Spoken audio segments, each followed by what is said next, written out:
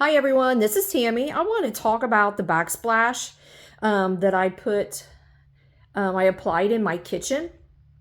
This is the Stickgoo Peel and Stick Backsplash. It's beige and metal gold. And like I said, I applied this myself. It was fairly easy. There is 5 sheets in a box. It took me approximately 2.5 boxes in my kitchen. I put this up in a day. The only problem that I had is the metal gold is actually metal in it.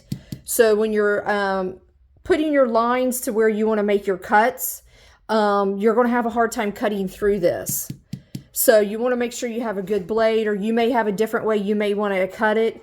But other than that, this was very simple to put up. It looks great. I'm very happy with it. And like I said, I did it myself. So hopefully this is something that you like, and it actually comes in some different colors as well. This was just the color that I chose for my kitchen. So happy shopping.